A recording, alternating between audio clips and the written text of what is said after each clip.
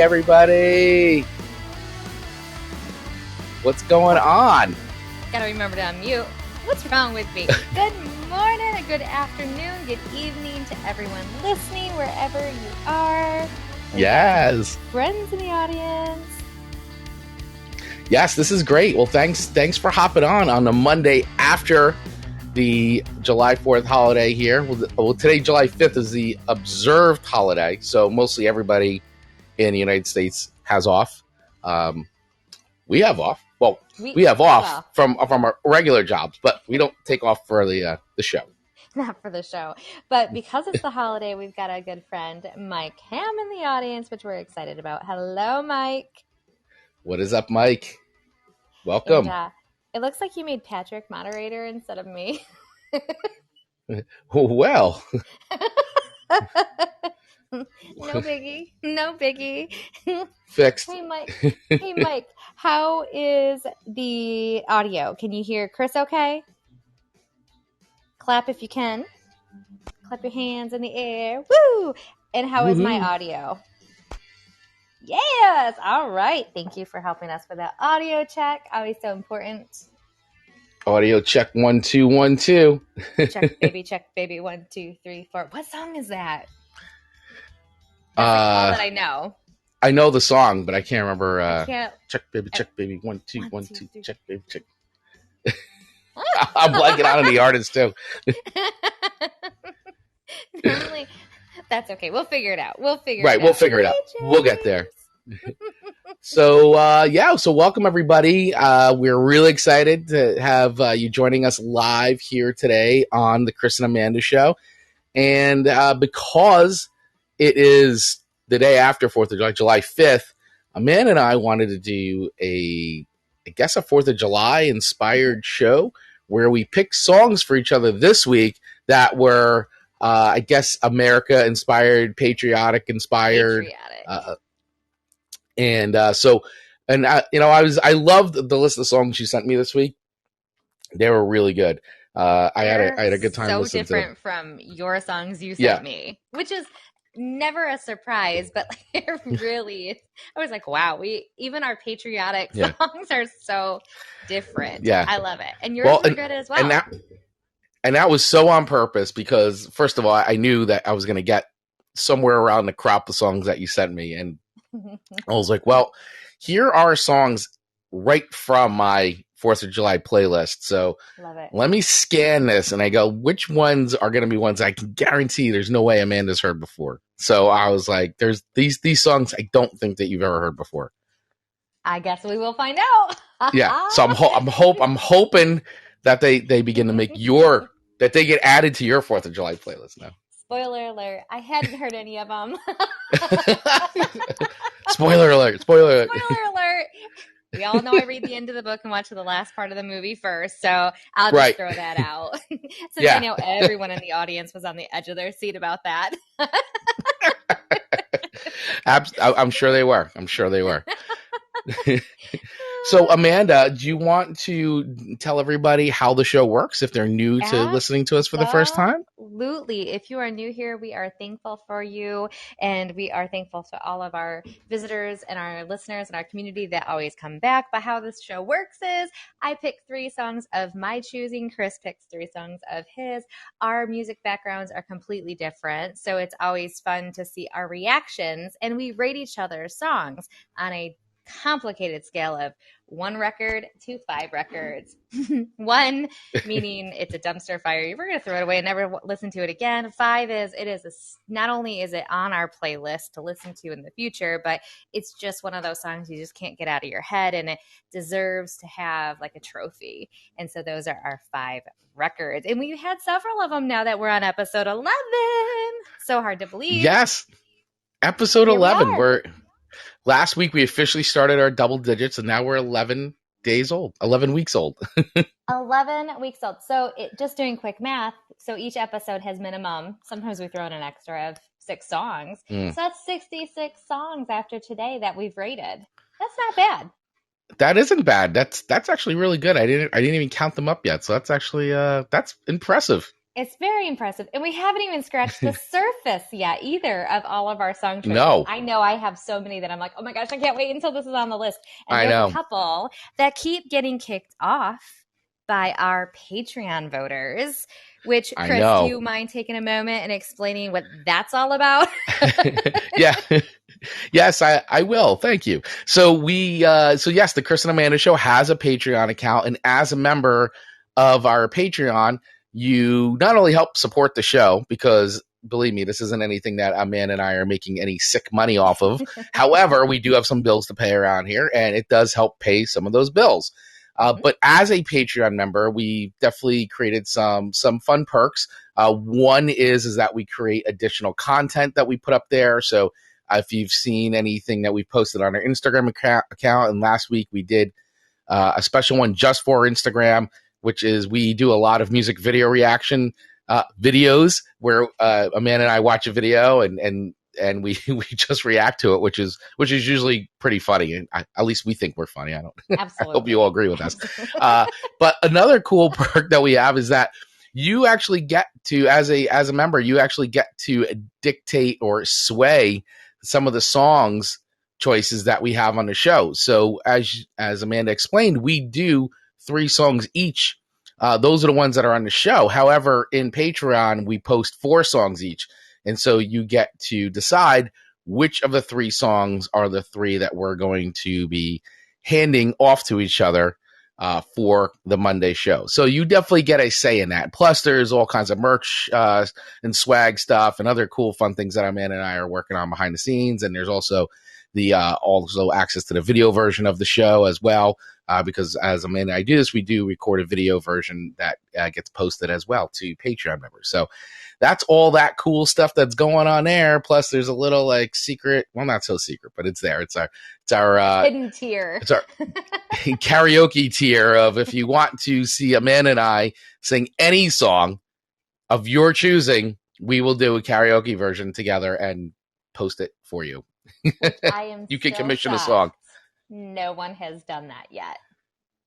I think we you do know good what? entertainment, but that's okay. It's fine. And one of my favorite songs got chopped today because of our Patreon. So I can handle it. I can handle it. But I was like, man, I love that song. I know. It's like one of my tunes. It's one of your go-tos. It's one of my go-tos. I felt that, baby. But that's okay. It'll still end up on the list. It doesn't have to be 4th of July. Nope, not at all. It'll make its way. You got to keep trying because like that JD McPherson, it was like 3 weeks running. It kept getting denied, and then finally it made it onto the show. So true. So this week, Chris's song membership has its. It does. Membership has its benefits. This week, the membership chose Yankee Rose by David Lee Roth. And the second song Chris gave them as an option is You Can Still Rock in America. I almost said Rock and Roll by Night Ranger. Yep. And New York, not by Frank Sinatra. Nope. But by Ryan Adams. And not Bryan Adams. Ryan Adams. Absolutely. So that took me a second. And again, spoiler alert, I enjoyed them all. So those were Chris's choices for me to critique this week. Absolutely. And here are your song choices for me this week. So the Chicks, Travelin' Soldier, Ray Charles with America the Beautiful. Ooh. And I can't wait to talk about these. And Johnny Cash, Ragged Old Flag. Ooh. And as usual, for those who have listened to the show before, but for our new people, Chris always goes to songback.com and he finds all of this great history on usually all of the songs. So not only do you get some entertainment and some ratings from us in an obnoxious manner, you get a little history in between too. So it's fantastic. Yeah. If you care what our opinion of this music is, then you'll like the show. Absolutely. So I think you went last week first and rated my song. Was that true? So I'll jump into your number one. I mean, it doesn't really matter, but but your first song was Yankee Rose by David Lee Roth. I enjoyed it. Diamond Dave. Oh, is that his name? Diamond Dave? Diamond Dave, DLR. Woohoo. Yeah, Diamond DLR, Dave. DLR. I thought DLR was like a shutter speed or DLR. something for a camera. Isn't that like a camera? Like a type of camera? Oh, DSLR. Oh, see, I was very close. So I love the beginning of this song, how like basically he was like having a conversation with the guitar. Like the guitar. Yep. It was like Charlie Brown with the moms. I was like, wah, wah, wah, wah, wah, but Yeah. it's a guitar. Yep. Yeah. Yeah. And I was like, that's super, super clever. I don't think I've ever heard that in a song before. I mean, I could be wrong, but I don't think anyone, I've heard a musician have a conversation with an instrument like as part of the actual song. So I thought that was just well, super definitely. cute. Yeah, I mean it's kind of a rock thing, but Oh, it is. that song, I mean Steve. Well, yeah, but it's not all songs, but it takes a certain band to pull it off, and so. But Dave is definitely the person to do that with because the guy is a consummate showman. So It was. and Steve Vai is just like the sick guitar player. It's just so good. I mean, it was like a normal, rock song. I feel like when I think of that type of music, it was very traditional in that aspect. It wasn't like crazy, like hardcore rock. It was, Nope. if I turned on a rock station, that's what I anticipate to hear, that type of song. And of course, I love that it has the name Rose in it because that's my mama's name. So I love that. Yes. And the guitar work in it was very good. Very, very Yeah. good. So I found myself fascinated with like all of the elements of it, and I really dug it. Yeah. All right. So I never had heard of David Lee Roth before, and I had never heard this song before. And so, Wow. all things considered, I gave it 4 records. All right. Woohoo. 4 Diamond Dave records. getting 4 records. Diamond Dave showing up. So Chris and Amanda show. Woo! David Lee Roth was the lead singer for Van Halen. Oh. Yep, for many years. Okay. Until he left after 1984, which was their biggest record as well in 1984. And he left in 84 after that record, after that tour, because he wanted to pursue a whole solo career. So with this record, David Lee Roth, Eat 'Em and Smile, that's the record, this was his first. Well, he did like a little EP of like covers with like California Girls and a couple like I'm sure you've probably heard his versions of I Ain't Got Nobody. I'll have to send you some stuff. But he did a little EP with like these like kind of like classic covers of like kind of show songs, like Louis Prima things. So he so this was like his first record out of Van Halen. And Van Halen's new record with Sammy Hagar as the new singer was also coming out. So both these records came out in 86, and it was like sort of like this weird competition of like whose record was going to be bigger and better and all that. So Van Halen released 5150 that year, and David Lee Roth released Eat 'Em and Smile. And it was like this really, like as a Van Halen fan, because I'm a huge Van Halen fan, this was like, oh my God, like what is this going to sound like? And I remember Yankee Rose was the first single on that record. And when that came out, we were like, oh my God, this is great. Like, and Steve Vai, who plays guitar on this record, is awesome. He is a phenomenal player, and I love it. Eddie Van Halen's my favorite guitar player of all time. Steve Vai is sick, like absolutely sick. I've seen Steve Vai play live. Awesome. And so this record, this Eat 'Em and Smile record for me, like and against 5150, I think that this is a better record than 5150. It's just more rock. It sounds more like classic Halen in that way. Great, like you said, great guitar work. Mm-hmm. This song is so good. It's so much fun to listen to. You crank it up, and it fits right in with our patriotic theme. It does. The lyrics are fantastic. And Frederick came to the stage. Let's see what his thoughts are. Good morning. Chris, how are you? Hey, man. Hey, happy 5th, right? Happy day after 4th. Happy 5th. Hey, well, I heard the Van Halen. I got to jump up. My first ever concert, Cal Palace, San Francisco area, Van Halen. I remember sitting there waiting in line to go in, and the limo drives in because we went really early, right? The limo drives in, and they roll the windows down, wave at us, and then go in. And I'll never forget the Cow Palace. They played at the Cow Palace, and I went and watched that. That was in the 70s. like late 70s. I gotta go back and look. I Yeah. think it's late 70s. But it was a great concert. I still remember that concert. Never forget. That's awesome. How Yeah, that would definitely fun. track because late 70s is when Van Halen 1 came out.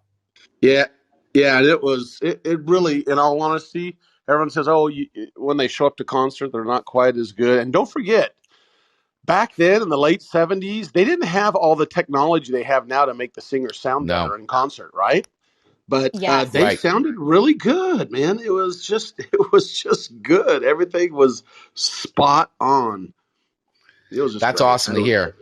I Frederick, loved it, you bring man. up such a good point because I feel like when you hear somebody live and they sound maybe not as good as their album, but darn good for being live, I just find that so impressive because there's so many people who in a live setting, you're like, ooh, they're not good live. And that's where maybe a lot of the music I listen to is so fabricated that the live concerts just aren't necessarily great because they're so like edited, behind the Yeah. scene. Right. So I like that you brought that up. It's so true. Yeah.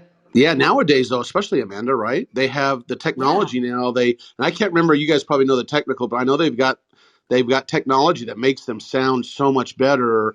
And back then in the 70s, they did not have that. That's my point, is they didn't have it, Amanda, and Hmm. and it's just Yeah. tells you the skill of those guys. And Agreed.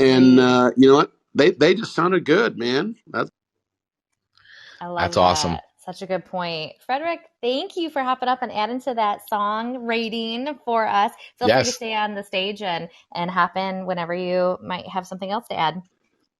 Yeah, and that Thanks. goes for anybody else too. As we go along here, feel free to raise your hand and jump on up and let us know whether you agree, disagree, or if you have a cool story like Frederick to share, or Absolutely. or Good whatever. memory. So, and then we always leave time at the end of the show too for if anybody else wants to jump up and share their thoughts, or if they have songs that they want to quickly talk about. That's all good too. So Can I just say, Chris and Amanda, I don't want to take a show, but I got some. Can I say a Styx?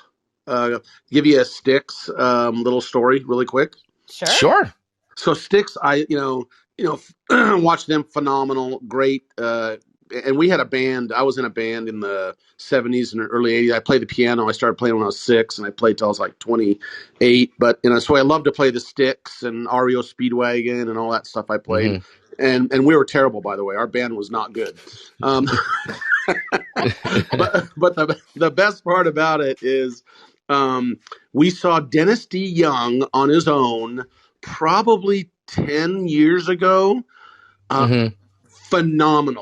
phenomenal, just live on his own, kind of unplugged. He had a small band, but a lot of it was unplugged. Nice. His voice was still rock Mm, on right there, love man. Hmm. that. Dennis D. Young just still has.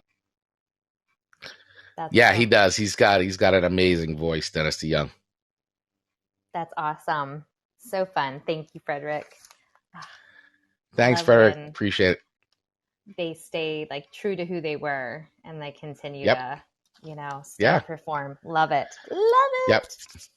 Well, I'm glad I added to your. I'm glad I could gift you the song into your life now, Amanda. Yankee Rose. Absolutely. Yankee Rose. Yankee Rose. Woohoo! All right. Woohoo. So yours first song to me is the Chicks' "Travelin' Soldier," and I think that I've heard this song before, but not their version. And then Oh, of okay. course, I found that there were other versions, and I think the version I heard was the Sheryl Crow version of this song. Um, but I didn't know about the history about this song or anything like that, and so I always find that a lot with the country songs in particular that you send me, I get even more fascinated when you send me a country song, because what I typically find is that the song was already written and recorded maybe by a artist already, specifically Mhm. country artist, and I always love to see, well, how far back does it go, and then Sure. I always find that there's multiple versions of that song and all that. So now it becomes, when you send me these songs, it becomes like this like fun treasure hunt like I type love of a it. thing. So this song was a treasure hunt, so it was actually really cool. So I found out song was originally written and recorded by American country music artist Bruce Robinson in 1996, and then again he rewrote it. He rewrote it in 1999. So I found that fascinating that this is a song he wrote, recorded, and then rewrote it and re-recorded it in '99. The Dixie Chicks released their version in 2002 on their album Home, and this was the group's sixth single to reach #1 on the Billboard Hot Country songs chart. Back then it was called, back in those days, it was the Hot Country singles and tracks. Now it's just Hot Country songs. Hot Country songs. Hot country. Hot Country. And I just, so they did their version. Sheryl Crow, as I had mentioned, I'm pretty sure this is the version I had heard. That was released in 2003. And she came out with that version right after the Dixie Chicks kind of fell off of #1 with the song. Aaron Lewis covered the song with his daughter Zoe Jane in 2016 on his record Sinner. And a band, I don't know this band. Aaron Lewis, I know who he is, but this band, Home Free, released a version in 2021. And that's going to be coming off, I guess, a record that's coming out. But they released it as a single called Land of the Free. So I was like, wow, look at all these versions of this song. It's pretty cool, pretty wild. The song itself, as far as lyrics go, I mean, man, it really paints a picture. It's hard to not get like really wrapped up into the story of the song and feel very sentimental, because it is. It's a sweet story that unfortunately doesn't have a happy ending, but it's not a happy ending, but yet it's still kind of like, well, it's nice because, so if anybody hasn't listened to this song, I'll give you the quick rundown of it, is that the song is about a soldier. He starts corresponding with a girl. I guess she's in high school, and they become friends. And even though they've never met each other, but they're corresponding back and forth. And as the song keeps going, the letters kind of keep saying, until one letter, I think, says something like, "Oh, it's getting crazy here," or "It's getting hot," something along the lines. And then that was kind of it. And she hadn't heard from a while. And then at a football game, they announced soldiers who had been deceased, and his name was on there, and nobody knew his name except for her. And so there's a whole thing about her crying under the bleachers and something about the only girl, only this girl with the ribbon in her hair. So, I mean, it's just, it's such a really, the lyrics are so like well crafted. It really paints a solid picture. Like, you kind of see it as like a film as it's going, like you see that as a short film. So that's how my mind, went there. And it's like, and actually I listened to it a few times. It's kind of like, oh wow, that was, it's just an interesting how they do the back and forth of the correspondence. I liked it. So really well written song, really paints a picture. I will say the only thing with this song that I felt was a little, and I don't know if it's just their version, because I have to go back and look. It's a little long. Like, it kind of keeps going and going and going. And I was like, right, which I get, because once again, it's a story. It's this whole narrative they're trying to tell from start to finish. And so I understand, but I was like, wow, this song is like, every time I'm kind of like, all right, it's good. And I'm like, wow, there's still like another minute and a half to this song. This is a lot of lyrics. So, I mean, sometimes you and I talk about like, you're like, that was a really good song, but there weren't a lot of lyrics. I think maybe like 20 words, 15 words. This song has a lot of lyrics. It's a novel. Yeah. It's like how American Pie just kind of keeps going. It's like, oh my God. I mean, it's not that bad. American Pie could definitely be shorter, but this song is it's a, you know what? I really, musically, the song is like, not like, the music isn't, I'm not going to say not great, because that's not true. I mean, the music's good. It just isn't not my flavor. But I really like the lyrics a lot to this song. I really do. I think it's a cool, and I also like, I want to go and listen to these other covers too, because I'm always interested to see how people bring their own rendition to it. And I remember the Sheryl Crow version, and it's a good version too. So I give this song 4 records. Nice. So, and mostly because I feel like the lyrics and, the way they're structured and the way they paint a really a cool picture, and tell that story. Yeah. I mean, it's like, I don't know how you can listen to the song and not like, feel something, So, and I feel that's like why I give it 4 records. So many of the songs today, it's like how they're patriotic songs. How do you give one Right. of them one record. It's almost impossible. So spoiler Yeah. alert, I don't think there's It any is. one records in this Yeah. episode.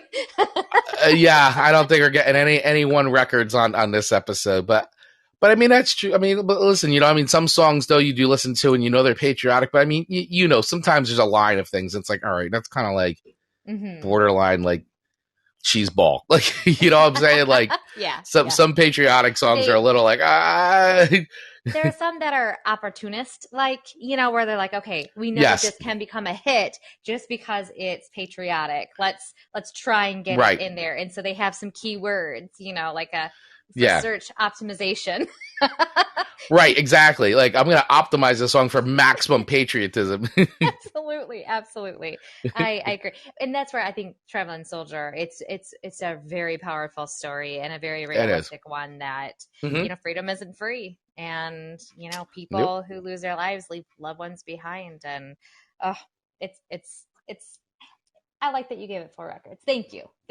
You are welcome. Your number 2 song was actually, let's check in with everyone. How's everyone doing? Okay. Down there. I was going to hop in, but like, all right. I like it. All right. Good deal. Okay. So your number 2 is You Can Still Rock in America by Night Ranger. You can still rock in America. All right. All day, all night, all day. Something like that. It has really nice guitar intro. Really like it. Brad very, Gillis very is good. Awesome. And I can't quite I'm not to the point where I can tell like great guitar work versus not great guitar work, but I know at least what my ears kind of can tolerate and then what my ears actually don't mind listening to. And so that's how I rate my guitar work. Like ooh. Or, ooh, it didn't hurt my ears. So it didn't hurt my ears. So that means it's good guitar work. I was going to say, I like this unit of measurement. The Amanda's unit of measurement of good guitar work. Good guitar work. It either causes pain or it doesn't. It's that complicated, everyone. Again, I have to say this is that like traditional rock song. You know, that I anticipate what if I turn on a rock station, which I don't often do. And I think there's some like even guitar solos like throughout the song itself. And it was, again, very, very good. I just think the guitar work in all of the songs are very impressive. Different guitar work, but very impressive. I felt like this song, if I was at like a firework concert, this is one that I just felt like it would be playing and it just would be so part of the scene. Yeah. It just sets the scene of a celebration. And so I really enjoyed it for that. I just felt like the first song was good, but it was more of a, I don't want to say it was a love song, but it was about, you know, a rose or whatever that was like a firecracker and all of that good stuff, where this was just, it just felt a little different to me. It just felt like they wrote it with the intent to party. I don't know if that's true or not, but that's how I felt about it. And the last thing I wrote was the Rock in America, like the chorus that had like a choir singing it. I just thought that was like a really great addition because I'm past choir nerd here. So I was like, ooh, this is like a nice marrying of the word or the worlds. So with all of that being said, it's a good song. I liked it. I can't justify giving it a 5, but it's a solid 4. Not just a 4.0. It's getting up there. It's like a 4.8, 4.7-ish, right? It's close to 5. I like that. Close. Yeah. So I really enjoyed this one. I love you digging Night Ranger. Yeah. I think the name's a little different. But it was a good patriotic song. So this song rips. Song totally rips. I love this song. Totally Night Ranger, rips. early 80s Night Ranger is just a sight to behold. They are great. They wrote so many good songs, and then they had their like big hits. Like I'm sure you probably know Sister Christian. That's probably a song you may know. I might if I'll have to send it to you. Okay. It's very piano driven, and it's like a piano, like it's like a you know like a rock ballad type thing. and I really want to see what they look like, but I've promised myself to not watch, like, I only look up lyrics is all I try to do, because I want, when we're doing our reaction videos to the videos, I Right. want it to be like truly authentic and stuff. So like I'm dying to like see what they look like, but no spoilers on that. So quick, while we got I'm going to give a quick music history here about Night Ranger, and specifically their guitar player, Brad Gillis. So Brad Gillis is just a phenomenal player. He actually, for anybody that listens to Ozzy Osbourne, may know this story. But so in Ozzy's first two records as a solo artist, he was with Randy Rhoads was the guitar player. And Randy Rhoads was like another guy like Eddie Van Halen who transformed the way rock guitar was played and looked at, and just brought the whole genre up a whole other level because he was a classically trained musician. Randy Rhoads wound up passing away in a plane accident while they were on tour with a few other members of Ozzy's entourage. Plane accidents.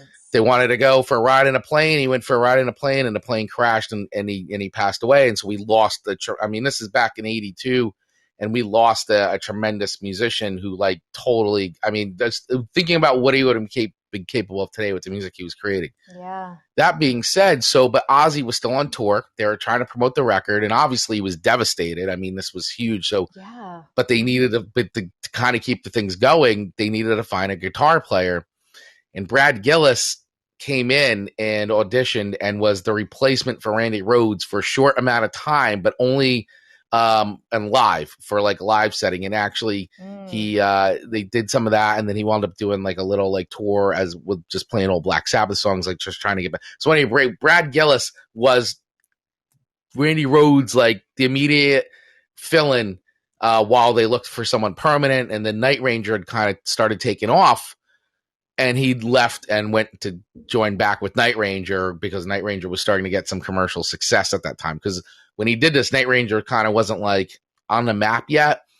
So he was like, well, I'll go play and, maybe this, and I'll see kind of, but that Night Ranger started taking off. So he went back to Night Ranger, finished his commitments with Ozzy, but that was it. So just a little bit of trivia there for, and everybody knows Ozzy's had a lot of guitar players and he's had a lot of talented people in and out of his bands, but that's just a little bit of music trivia. That's so tragic. I just feel like so many musicians died so early just because of plane accidents. Oh, yeah, but all like weird, freakish stuff, Yeah.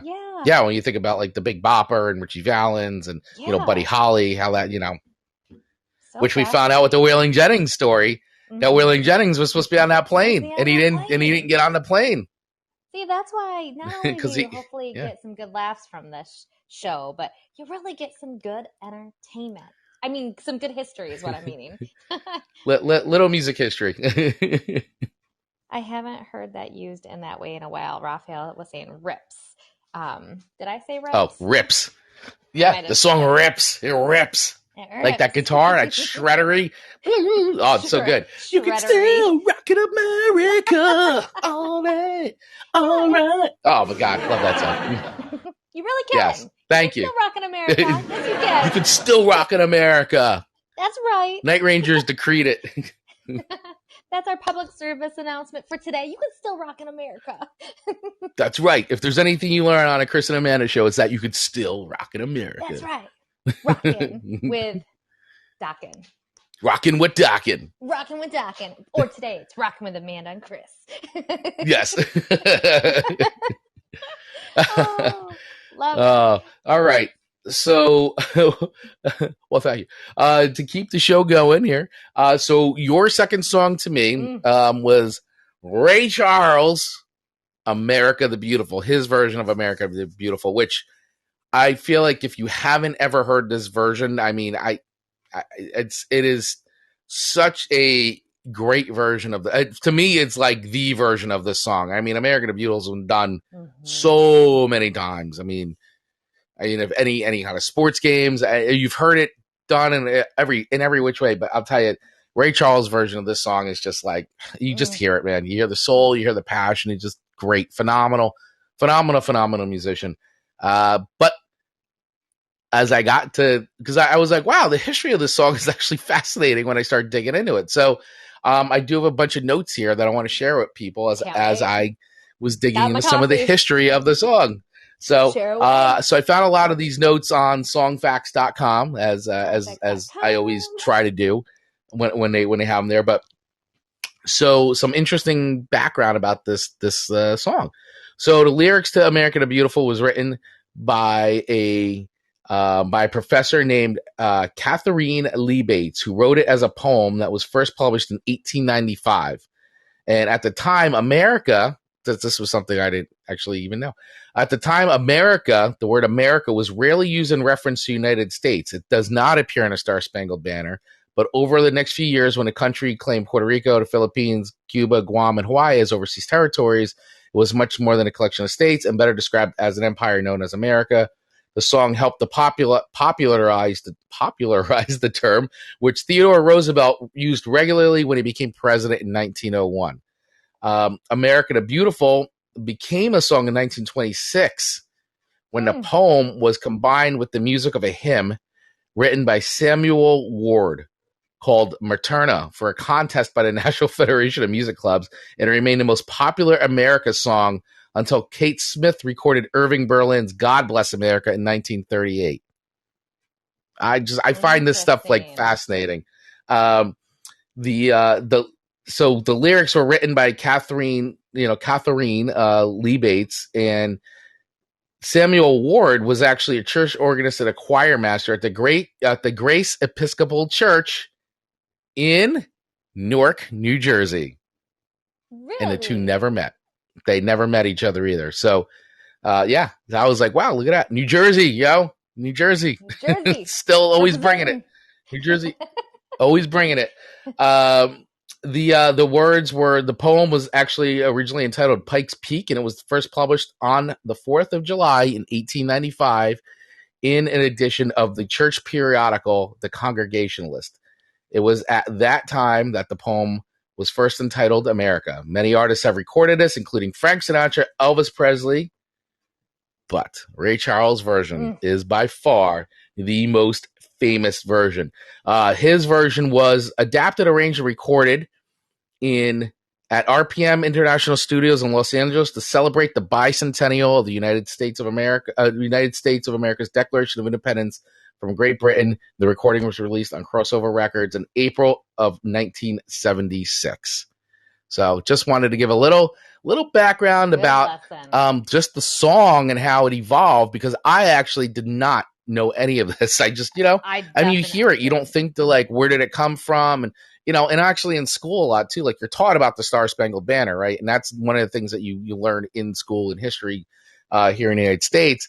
But this song, like I can't ever remember being taught the history of the song and the evolution of it. No. So this was obviously there's way more you can find out about it. There's the whole poem. That's all the stuff's online, so you can find it. This was just the highlights.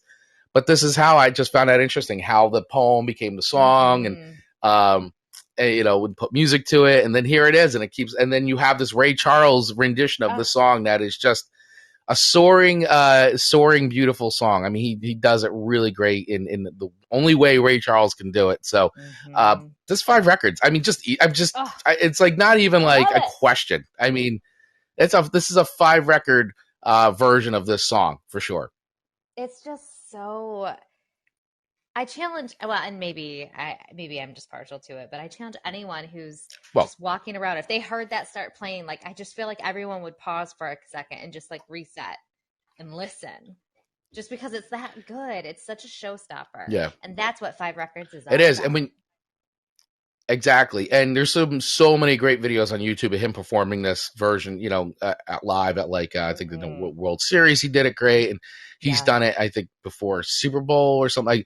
But he's done it. So, and every time you watch a video of him doing it, it's just blows you away. So he's fascinating. So 5 records. I like it. Yes. Yeah. 5 record version of this song. Yep. Very, very good. So we're wrapping up.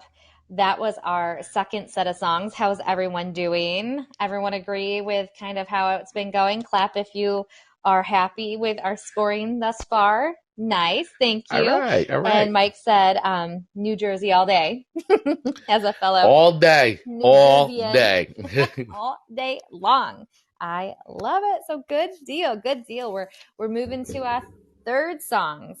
Ooh, Victoria wants to come up. Let's let Victoria.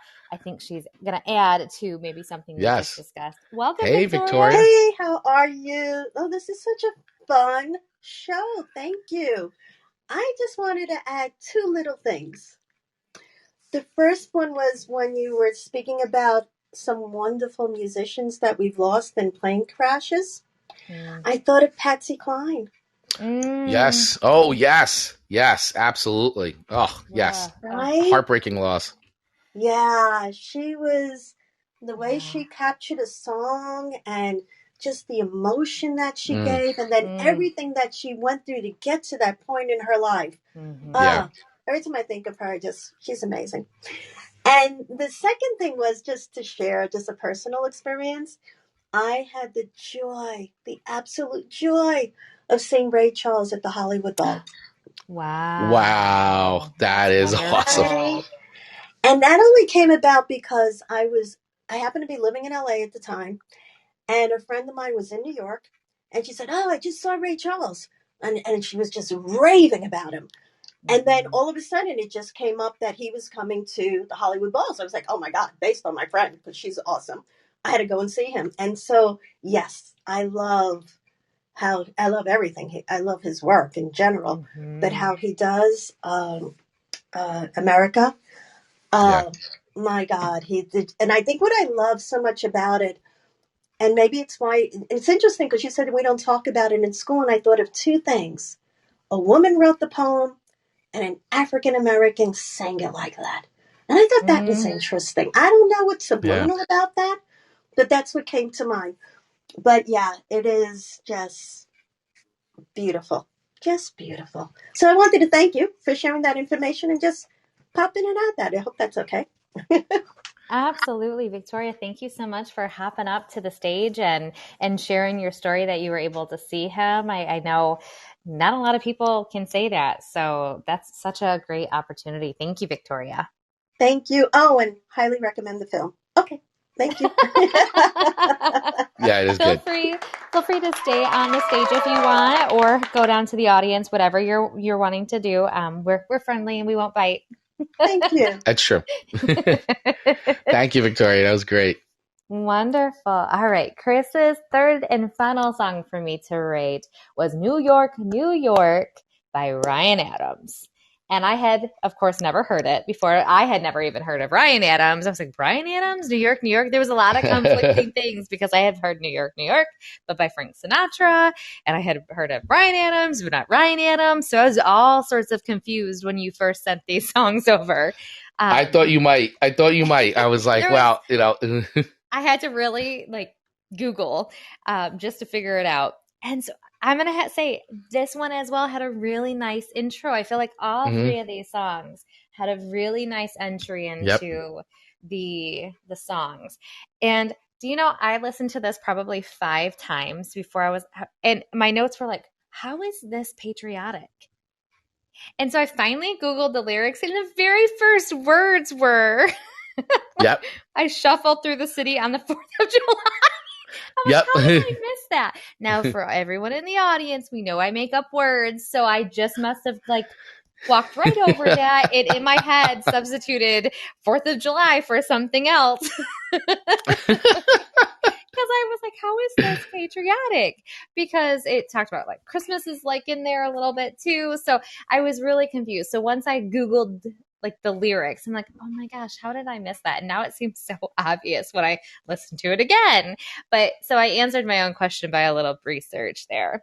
I enjoyed all of the lyrics. It just was very, very, just, I don't want to say poem-like, but you know what I'm saying. It is though. It is. Had a lot of elements to it, a lot of little stories into the bigger story. And it was good. I don't have they all 3 songs. I can't come up with anything negative to say about them, just because I feel like they were all good in their own ways. And this one was no different. I liked the guitar was different than the other 2. So what kind of guitar was this versus the other 2? Well, so Ryan Adams, is definitely much more of a he's sort of like what you would consider like alt country. He was actually the singer in a band, which I think you would actually dig this band if you listen to him, because Okay. they were called Whiskey Town, and he was in, and they were definitely a like more of an country alt country kind of like band, you know, and a little bit of rock, country, a little twang, and Ryan Adams is sort of this artist that like he just does, like, he just writes music whatever he wants to write. And if you listen to even this record, this is like one of my favorite Ryan Adams records.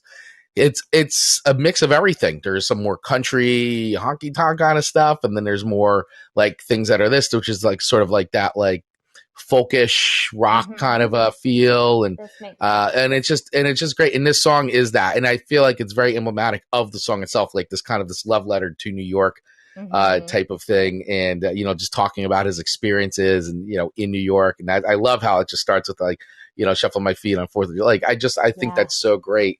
And I love at the end of this song with the horns and everything, because this then reminds me of, because I tried, spoiler alert, I tried to get a Chicago song on this edition of the show, and it did not make it. It did not get the required votes, because it was going to be Saturday afternoon in the park, and which is all about like him being in the park on the 4th of July.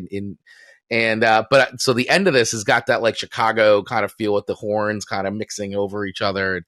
So this what he's playing here is just sort of like an acoustic guitar mixed in with a little like rock, but it's way different. Whereas you would probably consider like David Lee Roth and Night Ranger more of like arena rock bands, like total arena rock. Definitely that mid 80s sound with, you know, like I said, like shredding, fast guitar playing, all this, the flash and everything. This song is much more like stripped down, being, you know, much more singer-songwriter kind of stuff. And that's what Ryan Adams is. And that's what he always does. So, and he's done different he's done different versions of his solo thing. He's done Ryan Adams and the Cardinals. He's done others. He actually did something too, which actually I think you would really dig. He did an entire front to back re-recording of Taylor Swift's 1984. Oh my gosh. In his style. So he rearranged a lot of the songs as Ryan, and it's really cool. I actually really like it a lot. I think you might dig it too. I'll send it to you. I think you'll like it. But anyway, Ryan Adams, New York. It was good, and the guitar work was more traditional to how I would listen to it. So this is it makes sense to me that you just said everything that you just said, that he is a little bit country-ish and everything like that. So with all of that being said, I gave this one 4 records as well. So 4 records all throughout Chris's songs today, because I just felt like they all deserved it. Probably my favorite was number 2. Right. And that was the closest to being a 5, but not quite like when you go like Ray Charles and that one neck to neck. It's hard to like do 5s for both of them. So solid 4s all the way around. So amazing choices, Chris. Amazing choices. And I had never heard any of them. So I'm glad that I was able to add these to my playlist. And by that, I mean the Chris and Amanda playlist. The Chris and Amanda playlist, which, by the way, is like, I looked at it's like over 6 hours of music now. Over 6 hours of music. Yeah. I love it. It's such a selection. So it's so fun to listen to, though. It is. It's extremely eclectic, and but yeah, it's fun. It's like, oh, what's coming on next? I don't know. When you listen to a shuffle, it's like, I have no idea what's coming up next. You get the Chicks into like Operation Ivy, into Wailing Jennings, and then into the Misfits. I mean, you know, you have no idea what's coming at you on that playlist. Yeah, back to Elvis again. Some Kentucky Rain. Cold Kentucky Rain. Cold Kentucky Rain. Cold Kentucky Rain. All right. So your last song for me is the Man in Black himself. Yes. Johnny Cash. Cash. Ragged. Show. No, not a stranger. I think we just did a Johnny Cash song like 1 or 2 shows ago. So, and we've done the Chicks before too. But so yeah, Ragged Old Flag by Johnny Cash. And so this song I had heard before, but not like on the radio. I actually remember when I think it was the Super Bowl, one of the Super Bowls. I think it was the I can't remember which number it was, but I think it was a Patriots and Falcons Super Bowl. I think it was that Okay. one. Of course, And it they was the did. Patriots. Well, they did a whole open with this playing and like showing like pictures of and videos of servicemen and all servicemen, women, everybody serving, coming home. I was really, really, really well done. I think the video is on YouTube. You could watch like what that original. But that's when I remember hearing that for the first time. But I kind of never really thought. Actually, I didn't even see. I just don't know much about like all the music, so I thought, oh, this was something Johnny Cash like recorded for that. But then, no, it's not. I mean, it's a Johnny Cash song that he wrote back in 1974. When I found out, let me see. Yeah, I think it was like 74 on Ragged Old Flag. That's the name of the record. So wanted to find out what the history of this was, and it's actually not too. It's very as far as Johnny Cash goes, it's kind of straightforward. He wrote this song in the wake of President Nixon's resignation. He was a big Nixon supporter, huge staunch supporter of Nixon, went to go see him in the White House.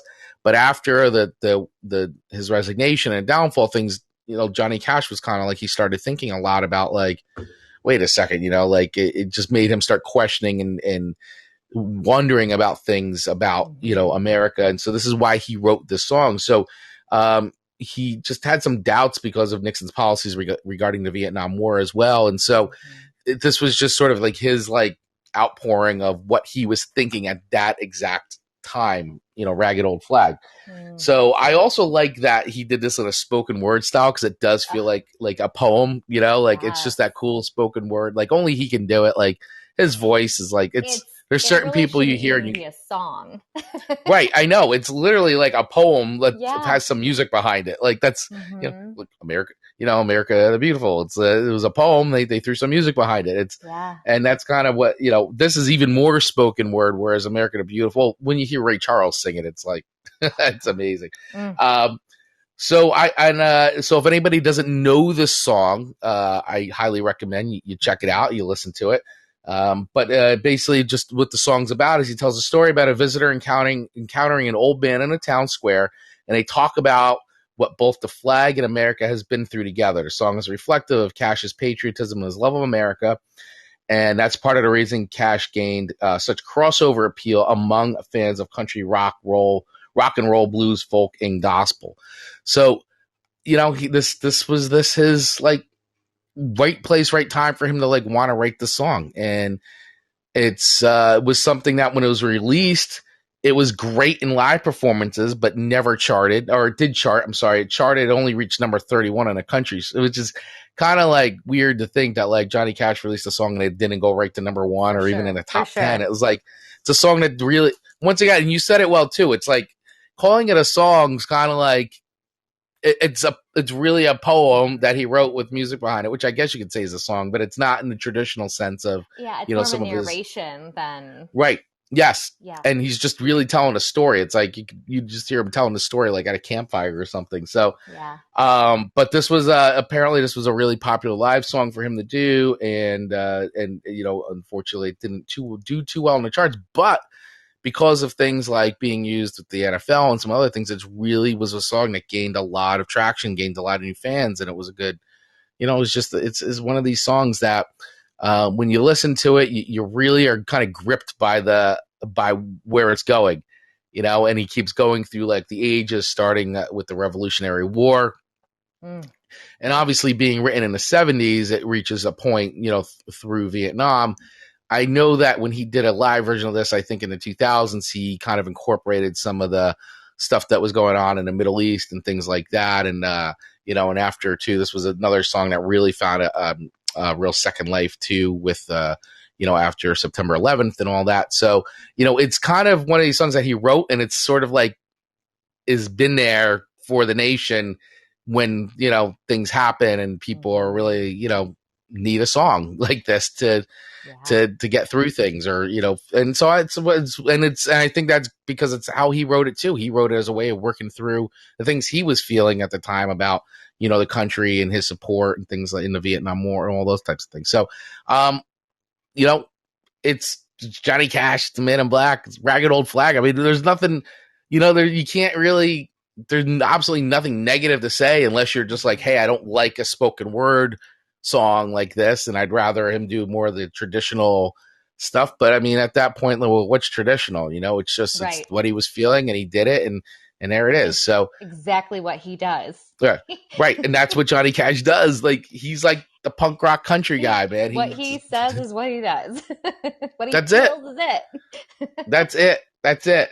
So, I mean, listen, for me, it's a really cool tune, really well structured. I like that it's like this kind of like spoken word, like beat poet type thing. It makes me feel a little like that kind of like a Beat Generation type thing. Yeah, exactly. The Yeah, pinky snapping. right. The country. So I would give this a solid four records. Nice.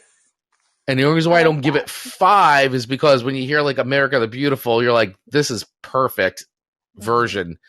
And I think that while as good as this song is, I think it's an acquired taste for some. Sure. And I don't know if I would just go and put this one on, but I got really nothing negative to say about it. So I mean, it's a high 4 records. I'll put it to you that way. Just maybe under 5. I love that, and it's a powerful song. Sometimes, yes. oftentimes I listen to music to escape, and this doesn't allow you to escape. Like you have to like truly listen to the story, and I don't want to say you have to be in the mood to listen to it, but you have to be in the mood to really absorb it and hear the words that he's doing. And I just love, I'm not saying I'm like Johnny Cash, but because that's just insane. But I feel like he really just approached his music from feelings. And that's me. He wrote his feelings down. Yeah. He sung it the way his feelings said to sing it or talk it out. And it ended up just being what it was supposed to be. And I feel like that's why he's just so powerful, is it came from the inner part of his self. Just love him. And the Man in Black. And there's a song on why he wears black and you won't see him in white. That's right. That's a good one too. That might end up on the list too. I might end up on the list. Oh, so how is everyone doing down there? Yeah, clap it up. Awesome. If anyone wants to come up to the stage, and now is the perfect time that we invite everyone up to talk about what they liked, what they didn't like. Do they agree with our ratings? Any stories behind it, like Victoria had and Frederick had? Feel free to hop up onto the stage. And in the meantime, I think what a show. 4 records all on your songs. And on my songs, 4 records and 1 5 song. So 5 records. And you got a 5er. And so I think at the end of the day, what it shows is patriotic songs get good ratings. That's right. Instant good ratings. But these songs, I think, were not opportunist songs. I think they were really written and sung from a space of sincerity, and I think that's why they got the good ratings that they did. Yeah, I think it's just exactly. It's coming from a place from where they wanted to share something they were feeling at that time, and they did. And Ray Charles, I mean, he didn't write that song, but that performance is just outstanding. I mean, you hear that and you can't that's not fake, that's not phony, that's not manufactured. Like that's him. That's him singing it and doing. Feeling it. I know it's him doing his thing. So. There's nothing could beat that. No. And I think oftentimes in the music industry and even within acting, so often people are chosen because of their outside package. Correct. They have the look, and the talent comes secondary. And I think with most of the songs we choose on this show, it's really talent first and outside appearance second, which sometimes we're really shocked by the outside appearance in the reaction videos. I know. Those 80 videos don't lie. No, they don't. The hair. Amanda wants herself some of that hair. I know. One day I'm going to learn how to frizz it out real good like that. I'm gonna bring the Farrah Fawcett bangs back one of these days You're going to bring it back. when Chris's wife allows me permission. I'm on a strict no bang order from Rachel. You're on a strict no bangs order. No bangs order. Oh, so funny. Well, Victoria, thanks for hopping on stage with us and adding to the story today. Did you have any final thoughts that you wanted to add to the show? Just thank you. The songs that you shared today, I'm actually going to go and look up, and it's in line with some of the work that I do, especially the one about from Johnny Cash. I'm really curious about that one right now. So thank you. You had a great show, and thank you for giving me the opportunity to be a part of it. Victoria, thank you. Thank you. And for anyone who might be newer to the audience, we do this every single Monday, 12 o'clock noon Eastern Standard Time. And I know that doesn't always work for everyone. So the replays, if you're listening to this as a replay, thank you. And we hope you've enjoyed it. And this was fun. It was nice to honor our nation's birthday on Absolutely. July the 5th. On July the 5th. Well, it's always, when we always get to this holiday every year, it's always like that total midway point now. Like we're now in the second half of the year. So you know what that means, friends? Christmas is less than 6 months away. Woo, woo. We may be doing a Christmas in July special. I think we might have to. Can we get any support from the audience that Christmas in July is something you guys would be enjoy listening to? Someone please clap. Yes. You got to clap. Yes. I gotta clap. Thank you, Victoria.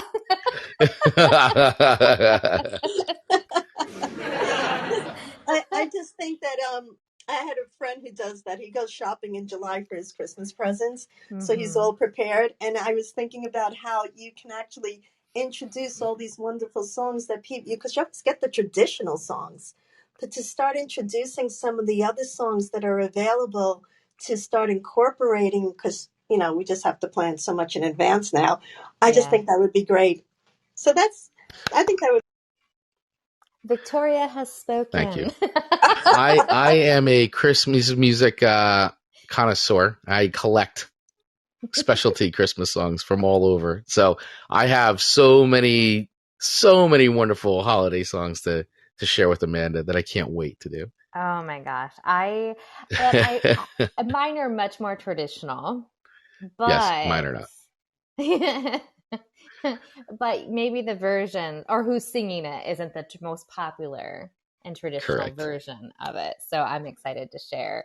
And we'll have plenty more sharing in December too. Like Chris said, maybe we'll have to do the entire month just because. Well, I think so. Amanda loves Christmas. Yeah.